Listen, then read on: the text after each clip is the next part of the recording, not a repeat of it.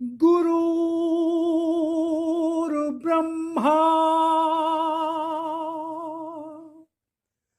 गुरुर्विष्णु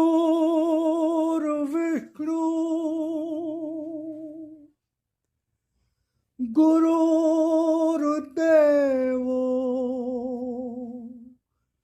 महेश्वरा गुरुर्साक्षात् परब्रह्म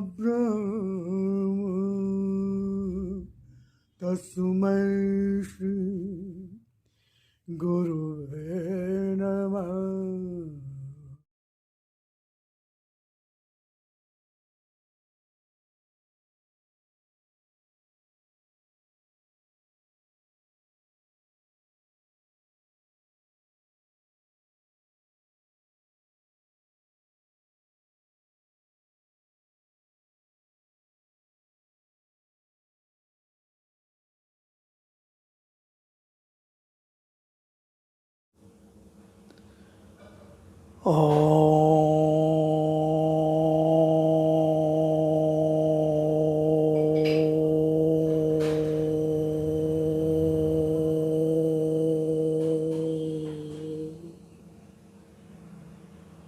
ॐ भूर्भुवः स्वः तत्सवितुर्वरेण्यं भर्गो देवस्य धीमहि धियो यो नः प्रचोदयात्।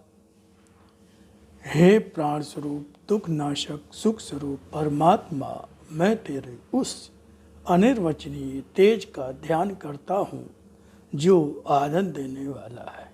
हे प्रभु, मेरी बुद्धि को, मेरे कर्मों को अपनी ओर ले चल।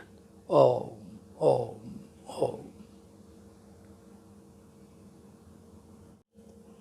भगवान ने कहा, जन जन तक पहुँचो, जहाँ अंधकार है उस मन तक पहुँचो जहाँ मेरी पुकार है। इसी उद्देश्य की पूर्ति हेतु मैं इन वाणी की सामग्री को आपके समक्ष लाता रहा हूँ, लाता जा रहा हूँ, लाता रहूँगा। तो शुरू में मैं भगवान की वाणी का परिचय देता हूँ, जिसमें 2 से 3 मिनट लगते हैं। उसके पश्चात भगवान की वाणी का प्रारंभ होता है। अगर आप बहुत व्यस्त हैं, समय नहीं है, तो मैं समय दे देता हूँ कि कहाँ से भगवान की वाणी का प्रारंभ होगा। तो समय का अभाव होने पर आप वहाँ से उसको सुन सकते हैं, अन्यथा मेरा तो निवेदन आग्रह होगा कि आप उसको पूरा ही सुने। ओम ओम ओम राम।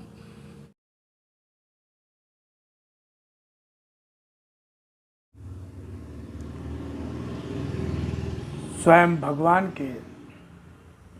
की वाणी और अपने लिप रूप दर्शन के संबंध में क्या कहा, पहले उसको सुने, फिर आगे भगवान की वाणी को और सुने। वाणी को समझो, उसके एक एक अक्षर में अर्थ भरा है। कोई भी शब्द, कोई भी अक्षर मात्र भाषा का खेल नहीं, यह शक्ति है। वाणी है मेरी, जिसका रूप साधारण नहीं, जिसकी प्रामाणिकता को तलाशने अन्य कहीं नहीं जाना होगा, फिर भी उसके अक्षरों में मेरी वाणी का विश्वास लेकर, उसके रूप में मेरी शक्ति के दर्शन का विश्वास लेकर ही डूब जाना होगा। तभी पहचान सकोगे मेरी, तभी पहचान पा सकोगे मेरी, तभी पहचान पा सकोगे मेरी। इसी तरह आज भी तुम्हारा आराध्य भगवान ने, जिस तरह से भगवान श्री राम, भगवान श्री कृष्ण आए और उन्होंने असत्य धर्म का नाश किया, जब प्रभु श्री राम आए तो रावण मारा गया, जब भगवान श्री कृष्ण आए तो कंस और उसके सारे संगी साथी मारे गए। इसी प्रकार भगवान कह रहे हैं, इसी तरह आज भी तुम्हारा आराध्य फिर आया है तुम्हारे सामने। इसका रूप आज है वही जो पहले भी और सदा से ही पिता के रूप में, भगवान के रूप में कहते और पुकारते रहे हो अपने कष्ट भरे क्षणों में। और इस रूप में भी दर्शन जो मेरा है उसका प्रयोजन भी वही है। लिप रूप में मेरी शक्ति का यह दर्शन किस तरह सारे युग का असत्य और धर्म समेटकर सत्य और धर्म का प्रतिष्ठापन करता, स्वयं ही देखना। तो ये भगवान ने अपने जिस रूप में वाणी आई उसको भगवान ने अपना लिप रूप दर्शन कहा, और फिर उसी का हिंदी अनुवाद उसको भगवान ने अपना भगवान की वाणी कहा गया, जो भगवान ने उसको अपना शतरूप दर्शन कहा। अब आगे सुन। ओम ओम। सत्य की भक्ति कर पाना मात्र योगी मन वाले के लिए ही संभव हो पाता है, जो सत्य को ही धारण करके मन सत्य को ही दे देता है।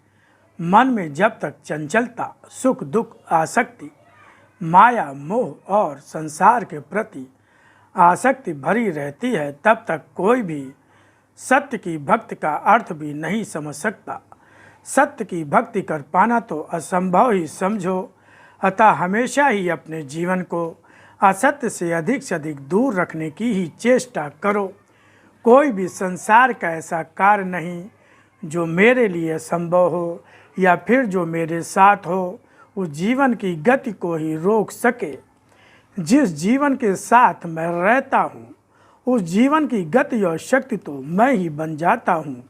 वह जीवन का हर कार्य मेरी ही प्रेरणा और इच्छा से करता है।